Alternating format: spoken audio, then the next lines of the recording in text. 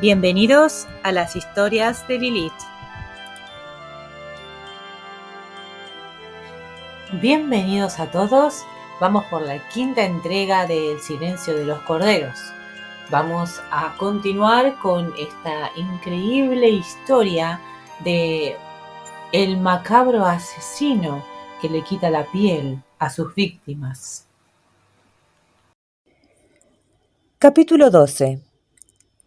Y allí está la funeraria de Potter, la mayor de las blancas casas de madera de la calle Potter, en Potter, Virginia Occidental, que hace las veces de depósito de cadáveres del condado de Rankin.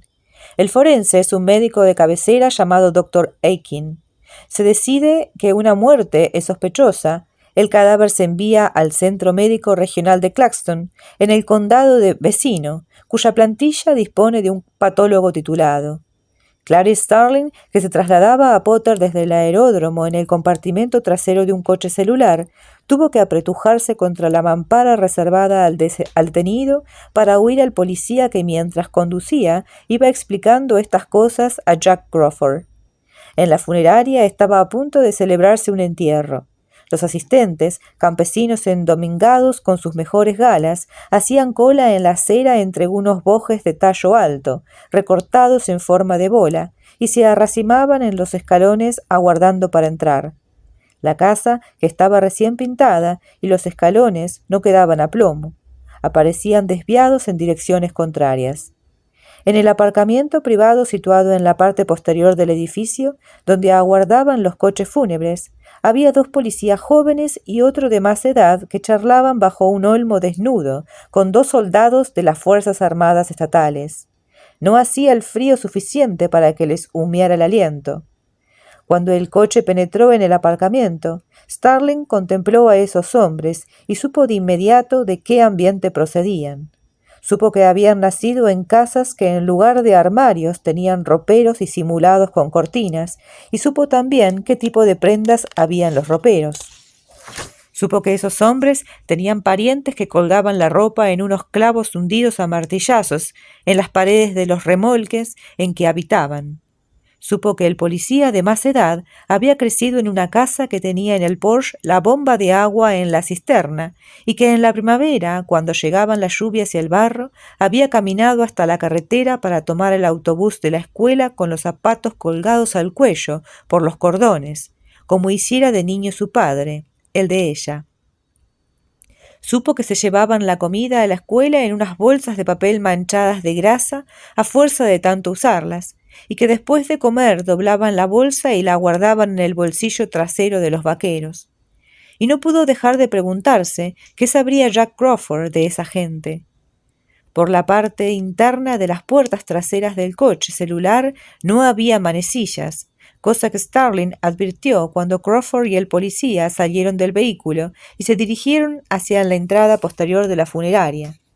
Y tuvo que ponerse a golpear los cristales hasta que uno de los guardias que estaban bajo el olmo la vio, y entonces llegó el chofer sonrojado a abrirle la puerta. Los policías la miraron de soslayo cuando pasó junto a ellos. Uno la saludó con un respetuoso señora. Ella correspondió con una inclinación de cabeza y un esbozo de sonrisa, mientras se dirigía a reunirse con Crawford en el porche trasero.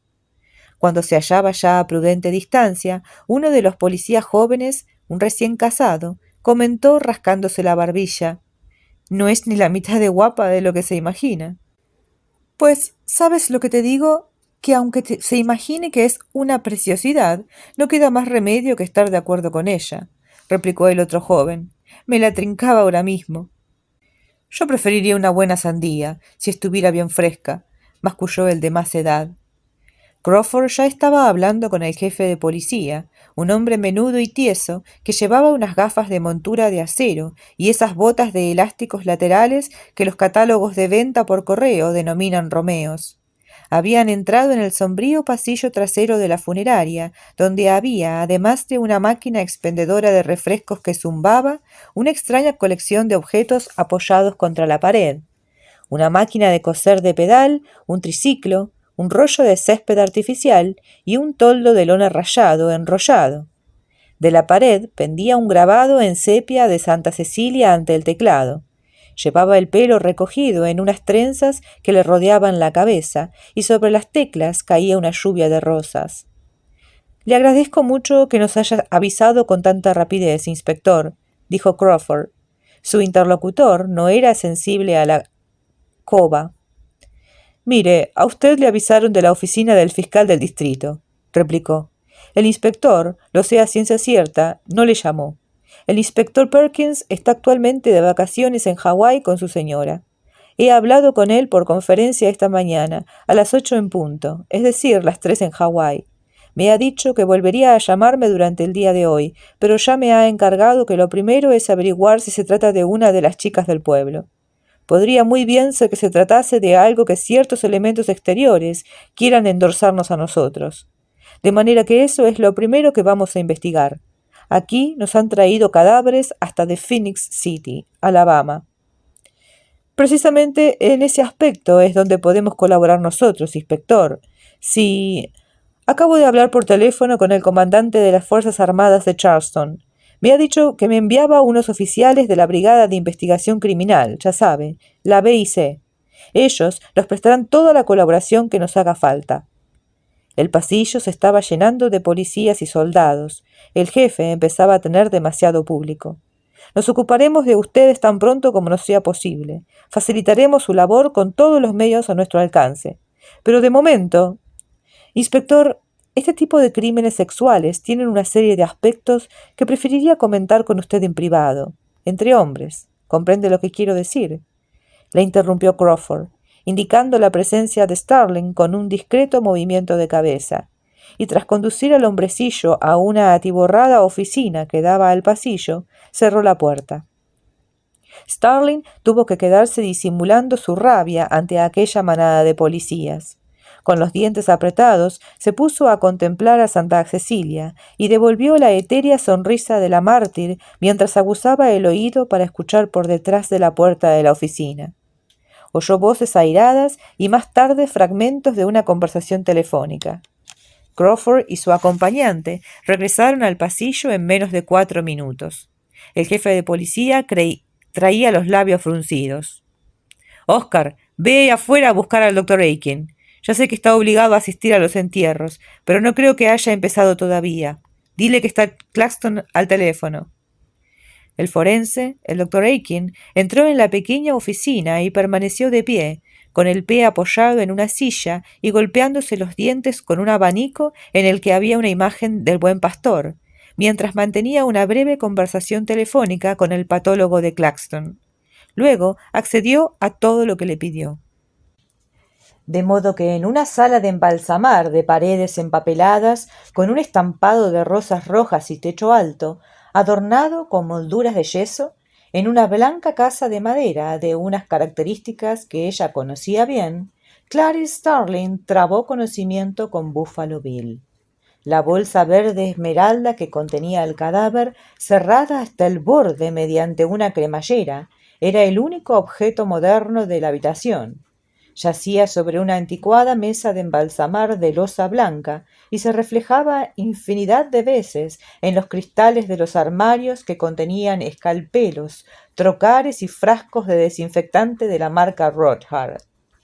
Crawford fue a buscar al coche el transmisor de huellas dactilares mientras Starling colocaba su material en el escurridor de un fregadero de doble cubeta que había en la habitación.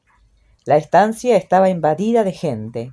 Varios policías y el jefe, por supuesto, se habían congregado en ella y no daban muestra de tener intención de marcharse.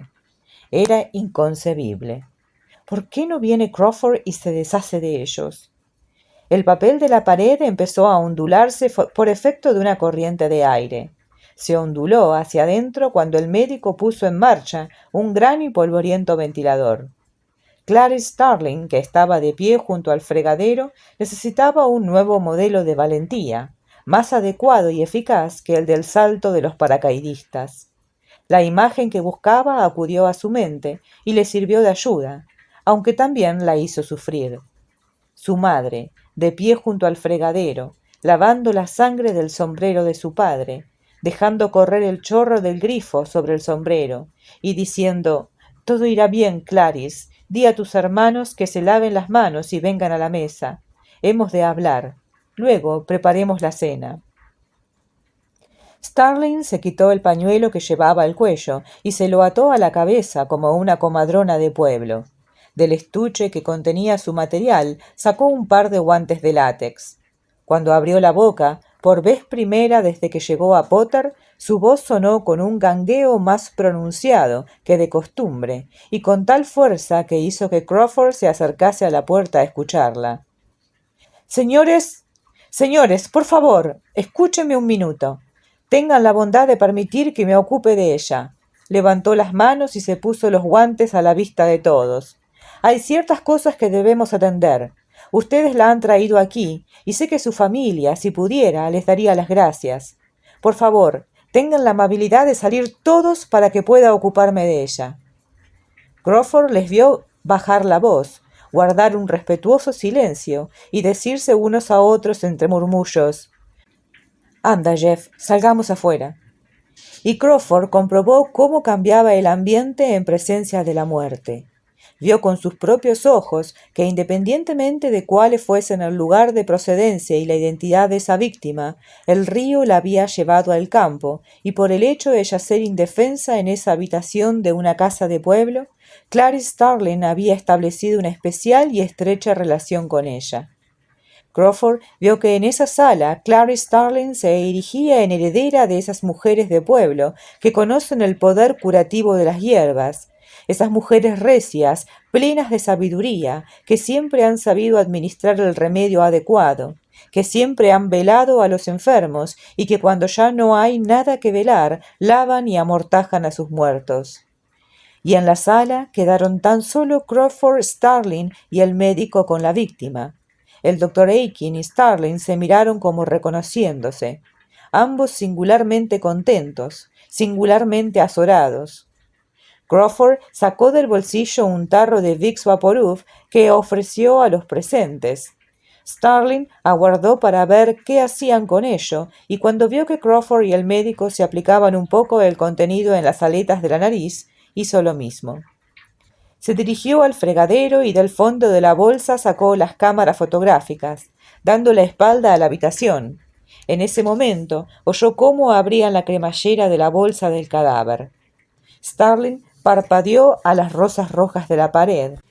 Realizó una profunda inspiración y expulsó el aire. Luego se dio media vuelta y contempló el cuerpo tendido sobre la mesa. «Le hubieran tenido que proteger las manos con bolsas de papel», dijo. «Cuando hayamos terminado, se las pondré yo». Con sumo cuidado, desplazando poco a poco la cámara para que las instantáneas solapasen, Starling fotografió el cadáver.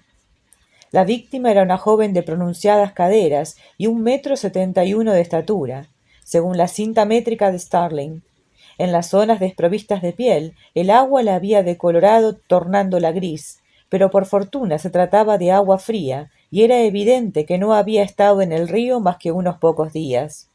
El cuerpo aparecía limpiamente desollado a partir de una línea situada debajo de los pechos y hasta las rodillas, más o menos la zona que cubren unos pantalones de torero con su faja.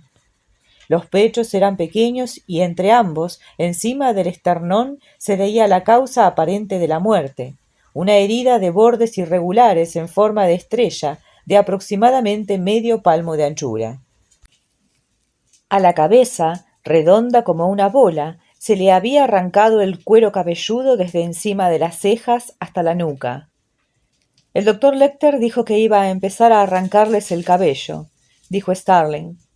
Crawford, que había permanecido con los brazos cruzados mientras ella tomaba las fotografías, se limitó a replicar: «Fotografíele las orejas con la Polaroid», aunque llegó a fruncir los labios mientras rodeaba la mesa para contemplar el cadáver.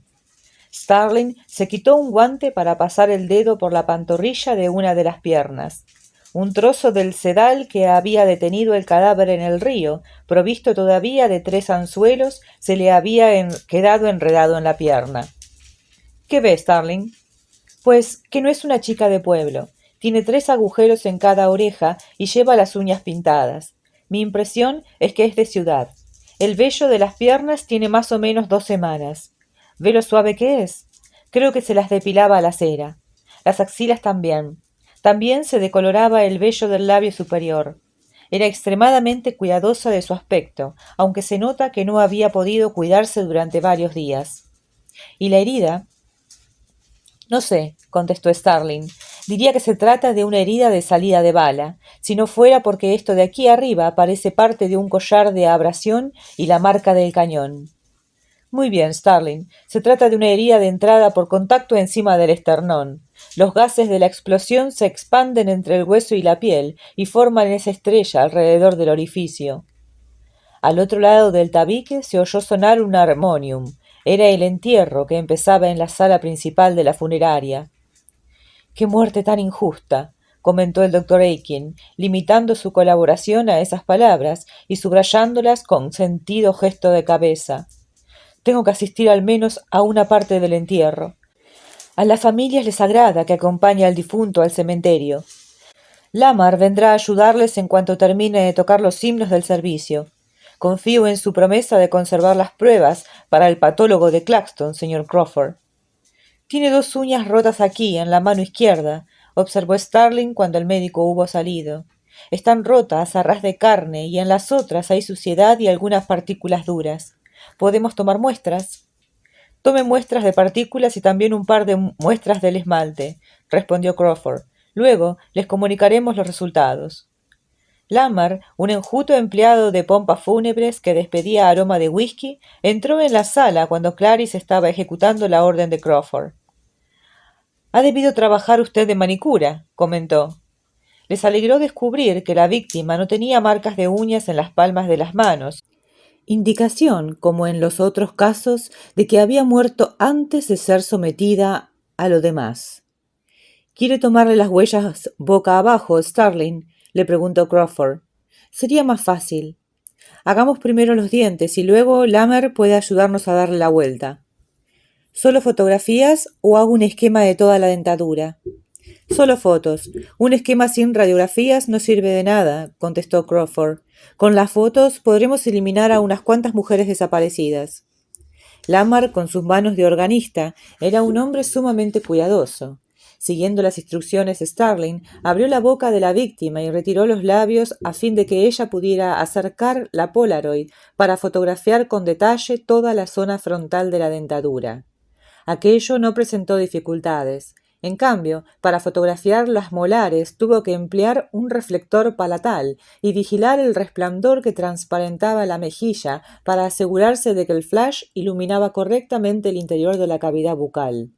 Nunca lo había llevado a cabo, solo lo había visto hacer en clase de prácticas forenses.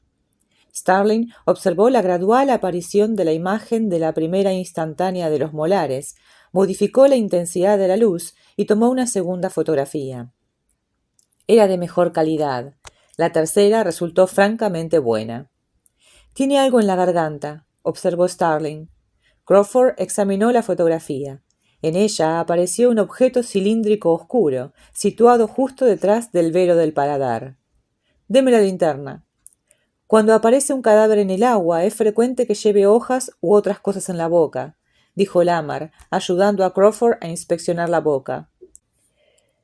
Starling sacó unos forceps de su bolsa.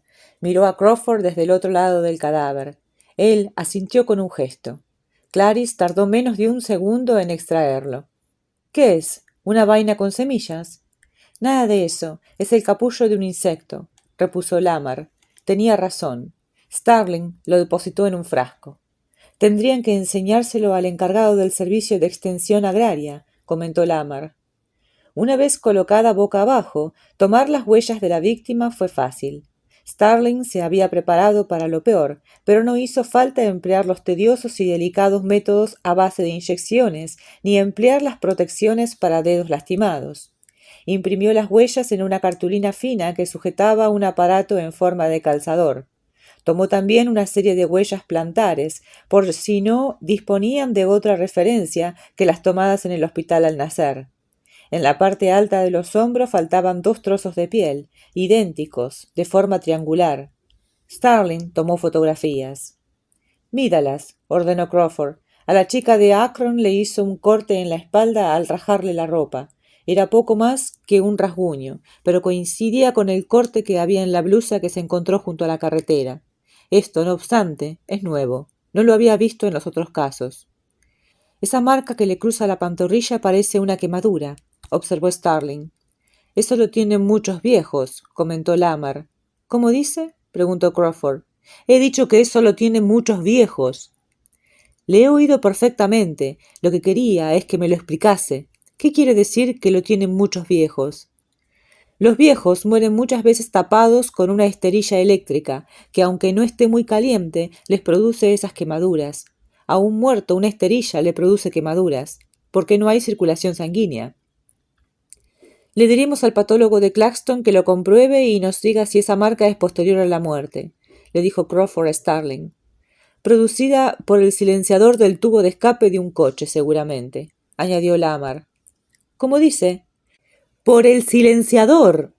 Que eso lo ha producido el silenciador del tubo de escape de un coche. Mire, a Billy Petrie lo mataron a tiros y lo metieron en el maletero de su coche. Su mujer anduvo buscándole con el coche durante 2 o 3 días. El silenciador del coche se calentó y cuando lo trajeron aquí tenía esas mismas quemaduras, solo que en la cadera, explicó Lamar. Yo no puedo transportar la compra en el maletero de mi coche porque el helado se derrite. Excelente explicación, Lamar. Ojalá trabajase usted en mi departamento, dijo Crawford. ¿Conoce a los individuos que la encontraron en el río? Jabo Franklin y su hermano, Budva. ¿A qué se dedican? A pelearse en el mus, a burlarse de la gente que no se mete con ellos. Uno entra en el mus para tomar una copa después de pasarse el día contemplando a los difuntos, y al momento, anda, Lamar, siéntate ahí y tócanos Filipino Baby. Te hacen tocar Filipino Baby 30 veces en ese viejo piano cochambroso. Eso es lo que les gusta a Jabo. Bueno, invéntate la letra si no la sabes, te dice. Pero esta vez procura que rime. Tiene una pensión de los veteranos de Vietnam que cobra por Navidad. Hace más de 15 años que cada día, cuando llego a trabajar, pienso que me lo voy a encontrar en esta mesa. Necesitaremos pruebas de serotonina en las heridas de los anzuelos, dijo Crawford. Le voy a enviar una nota al patólogo. Esos anzuelos están demasiado juntos. ¿Cómo dice usted? Los Franklin han empleado un palangre que tiene los anzuelos demasiado juntos. Es ilegal. Seguramente por eso no han avisado hasta esta mañana. El inspector dijo que lo habían encontrado unos cazadores de patos. Supongo que sí debieron decirle que habían salido a cazar patos, replicó Lamar. También le dirán que una vez pelearon con Duke Keomuka en Honolulu, formando equipo con Satélite Monroe. Y créaselo si quiere. Y si le gustan las agachadizas, coja un saco y aunque estemos en época de veda, le llevarán a un sitio donde se hartarán de cazarlas. Y luego le propondrán una partidita de billar. ¿Qué opina usted que ocurrió, Lamar? Los Franklin calaron este palangre. Con estos anzuelos tan juntos, no hay duda de que es el suyo. Y estaban tirando de él para ver si habían cogido pescado. ¿Por qué está tan seguro?